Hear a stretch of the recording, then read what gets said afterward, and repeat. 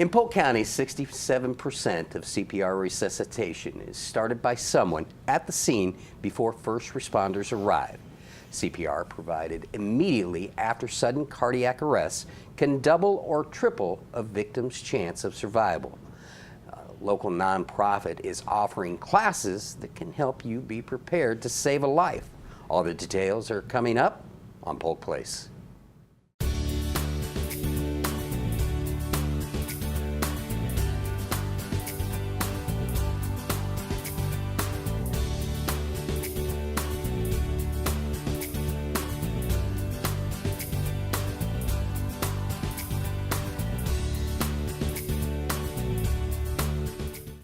Welcome to Polk Place. I'm your host, Brian Lacey, and joining me in studio, a couple of legends and a newcomer to the Polk Place scene.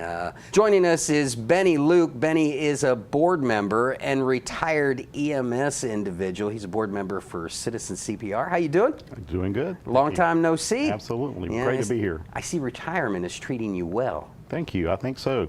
Speaking of retirement, another Polk County EMS legend, Harvey Craven. Harvey is a board president and, of course, retired EMS. How you doing, Harv? I'm doing great. I'm just happy to be here. Yeah. Happy to be here talking with you. And last but not least, the new president, CEO, executive director, interim executive director, so many things to be called. You've got that new executive director smell, like a new car smell. I'm telling you, it wears off fast though. It wears off really fast. It's Connie Bamberg. How you doing, Connie? Good, good. Thank you so much for Welcome to the show. me. First time in for Citizen CPR, but That's not right. first time on the show. That's right, that's Yeah, right. in a previous life you were in when we had, all you guys were in when we had those.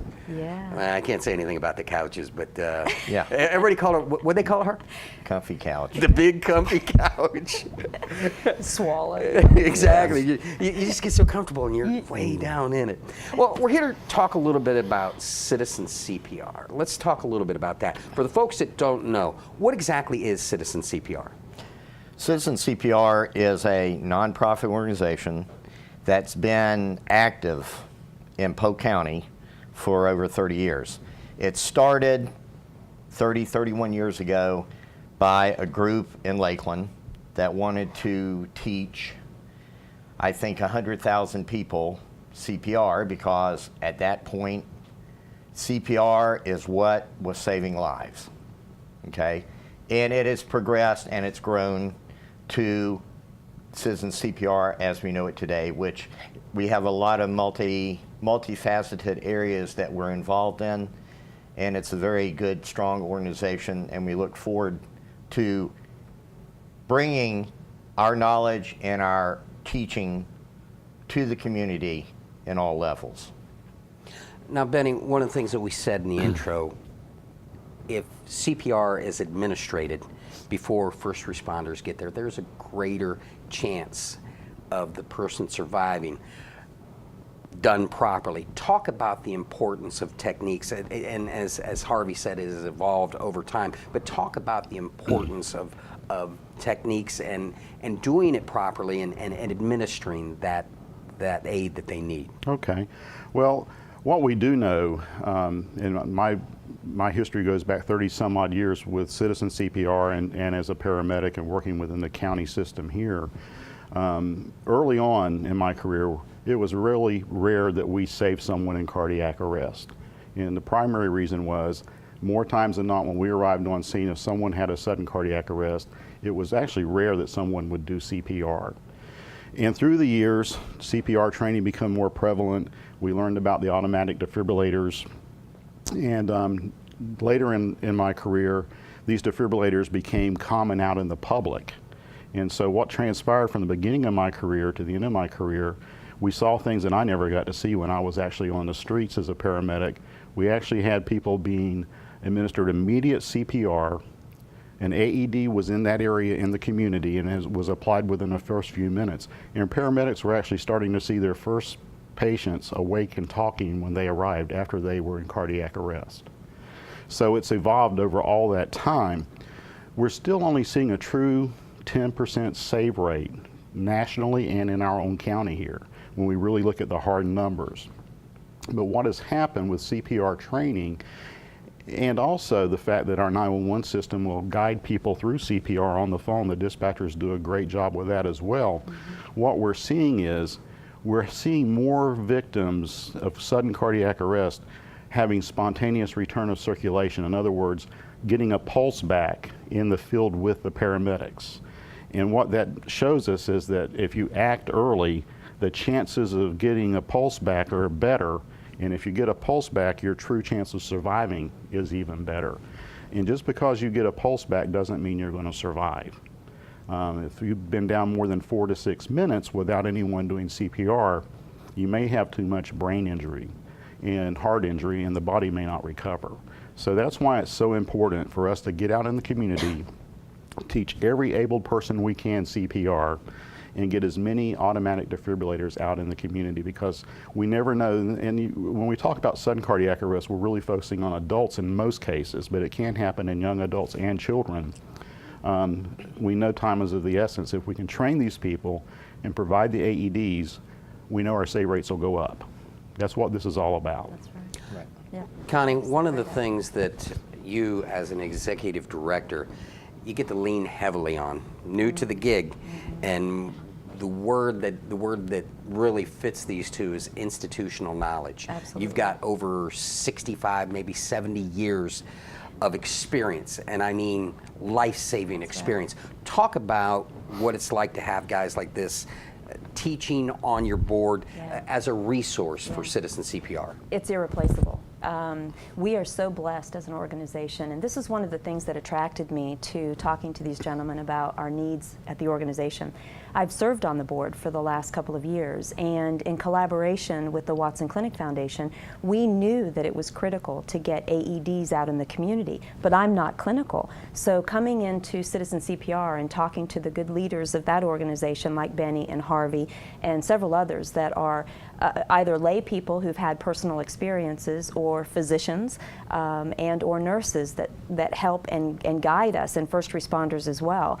Their voice is critical to identifying opportunities in our community. And I'll give you an example. These two gentlemen have led the charge, and we're still working on it. We want every home in Polk County to have an AED. But more importantly than that, we need to know where those AEDs are located. So we've been working over the last couple of years of trying to figure out ways that we could get perhaps a county ordinance that requires an AED to be registered, and then perhaps that AED could actually be fed into the 911 system or the location of it, so that when a call is made and we know that first responders are en route, if there's an AED close by, nearby, the 911 operator can reference that. And so we get, hopefully, that improved survival rate. But we would not be able to function as a charitable organization doing what we do and fulfilling our mission without the expertise, and that's what distinguishes us. There are a lot of companies that might try to sell an AED, but they don't have what we have as local expertise that knows not only the skill set that they have as instructors and trainers and former EMS guys, but they know our community, and they know the pockets in our community where the need is for either high incidents occurring or education needing to happen. So it's invaluable. I had done an interview with an individual with another nonprofit, and he was telling his story about how he was brought back to life by an AED, and that AED was put there 2 days before he was out playing tennis, and the only person that knew that AED was there was the guy that he was playing tennis against. Are you possibly referring to Dr. Rich? Yes, I am. Yes. Well, Dr. Rico Rich is on our board. Yes. And he serves as a spokesperson for our organization, and we had an outreach going on over the past year where we were donating AEDs to other nonprofit organizations, such as Polk Theater got one from us, Bach Tower Gardens got one from us, and a couple of churches in the area. And he would go out and he would speak to the group as a survivor and tell the story. And you know, I have to say this, and you chime in, guys, because you're the experts, but had that AED not been administered at the time that it was, he may have survived, but his quality of life may have been very, very poor. Yeah. So it made not just a difference in that he's with us, and thank God, because I love the Riches. Both he and his wife Linda are just precious. But he has full function. I mean, Right. he's He's full functioning. full functioning, and it's as if he never had an episode. And it was that immediate reaction and immediate care that was provided. And that's how it's kind of matured over the years, is that starting CPR early, like Benny was saying, getting an AED as soon as possible, that's what's going to save lives. You know, my 12-year-old, we put an AED on the ground, and the equipment can be intimidating when you hear AED, automated external defibrillator. Some of it even talks to you. Right. My 12-year-old could go through the entire process, and the machine's it's not going to let you do something to somebody. It's going to alert you that this person doesn't need shocked if the reading shows that. So we've taken the fear out of the use of the equipment. We just have to teach people that it's out there and that they can get access to it. Actually, Go ahead. Actually, there's a class that we offered. The most basic class we offer is actually called Check, Call, and Compress, and it's based on what Connie just talked about. We teach lay people, and children can learn this just as easily. We've proven that very well with even 8-year-olds in some of our Save a Life Saturdays. Yeah. Check, Call, and Compress is a very simple program that can be taught very easy to anyone in the community. It's check to find out that they're not only unresponsive, or they didn't just faint, you can tell that they're lifeless and not breathing. Call, which someone's going to call 911, and we instruct them a little bit about the 911 call and how the 911 dispatchers can actually help. And the third part of it is compress, do high quality CPR. And Check, Call, and Compress is a hands-only class where you don't even go into how to do rescue breathing. It's just to teach people how to do high quality CPR, primarily on an adult that had a sudden cardiac arrest. In the next component, we add the D, which is the defibrillator, the automatic external defibrillator.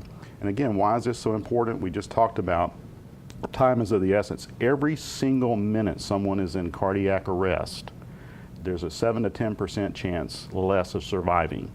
So let's just say 10 minutes. The best response time in any EMS or fire system is going to be probably close to 6 minutes.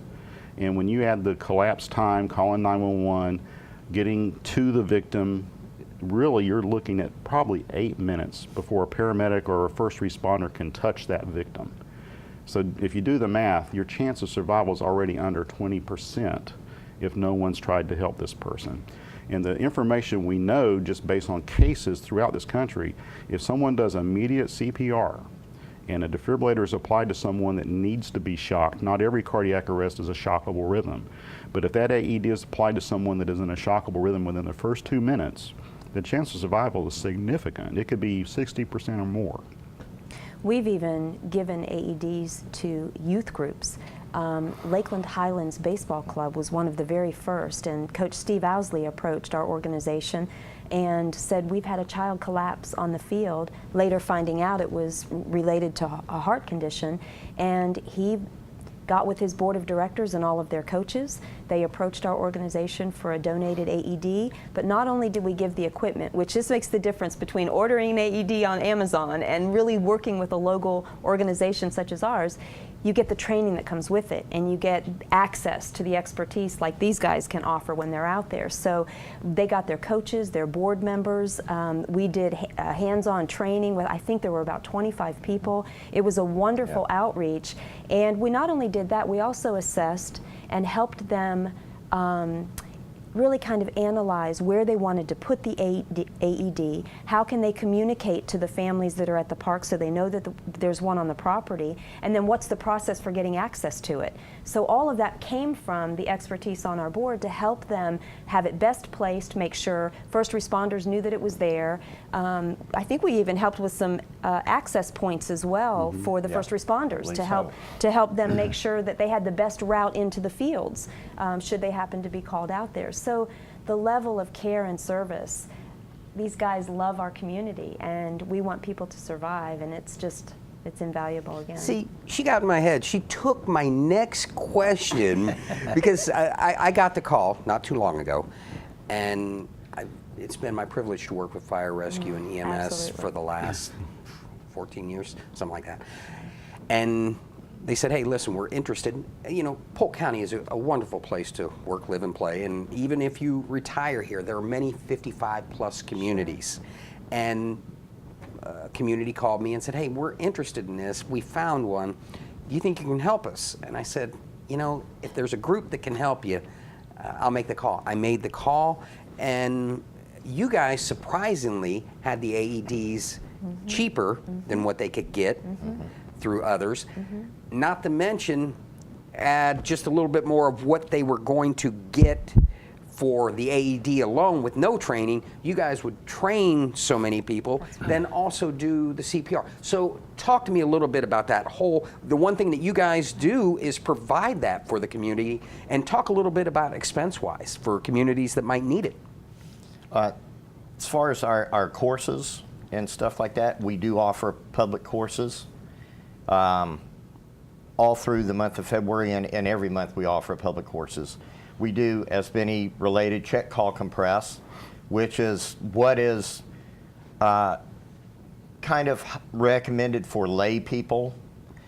We do offer the full basic life support provider course, which usually is for healthcare providers or for somebody that's in healthcare to keep their certifications up. So we offer a lot of avenues for people to get trained, and for the public, that's where our big push is, because training the public, as Benny said, 8 minutes to get a professional rescuer there. The public needs to know CPR. The public needs to learn CPR. You know, we offer these classes all the time. We have companies that we work with that they value CPR so much in their company that they train employees, and we go in and we help teach their instructors on how to train employees. So there's this large buy-in to the importance of it, but we're trying to make sure folks are aware we're here to help and to help deliver that service to them. And because we're charitable in nature, our goal is solely focused on having a heart-healthy community and a heart-smart community. Connie, as an executive director, you realize that your mission isn't resolved without the work of individuals like this, but you also have community partners that help you. Talk a little bit about what they help you do to fulfill your mission, and if other community partners might be interested in joining you, how could they go about doing this? Oh my goodness, thank you for that opportunity to share. We have such an outstanding relationship with most of the medical providers in this county, and I say most only because the ones we don't just don't know about us yet, but we're going to get to them. Exactly. We're so blessed with the Winter Haven Hospital, who donates space to us to allow us to store equipment and have an office and a location that makes it easier for our instructors to get across the county and not have to come all the way into Lakeland if they're teaching in Fort Meade. So I don't know what we would do without our relationship with Winter Haven Hospital. We're just so grateful for that.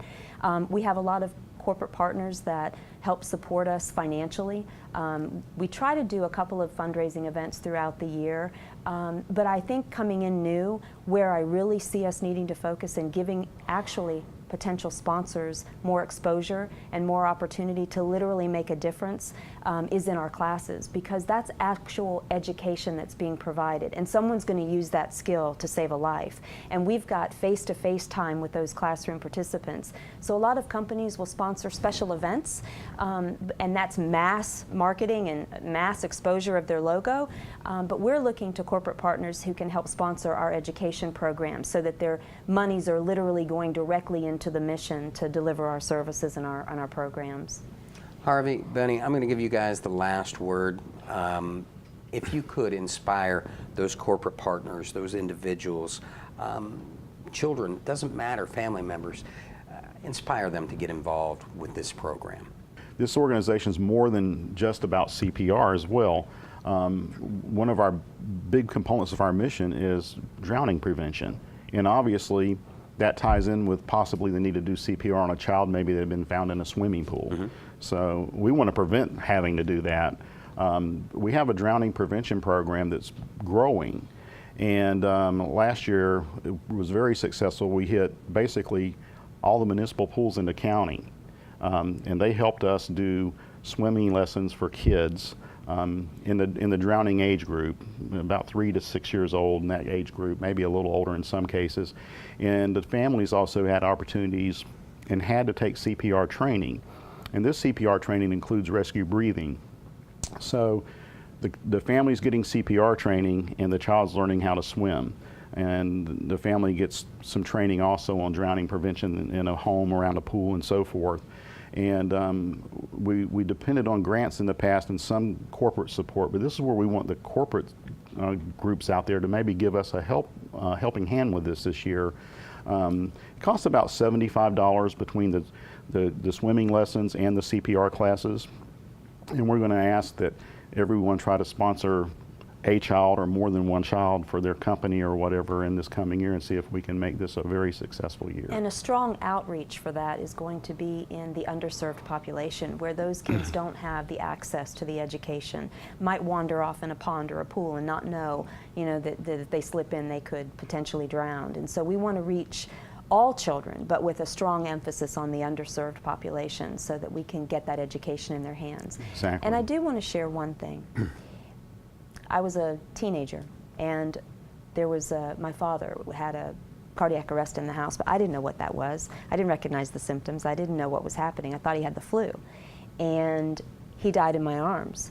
And if I had known CPR, if I had known just basic, I could have made a difference in helping him. I don't ever want another person in this community to experience that, to be looking at a loved one and not know what to do and how to help. And calling 911 certainly is important, and we certainly have the best first responders, bar none, in the state of Florida, if not the country. But all of us can even help the first responders by knowing these skills. Harvey, you have the last word. I have the last word.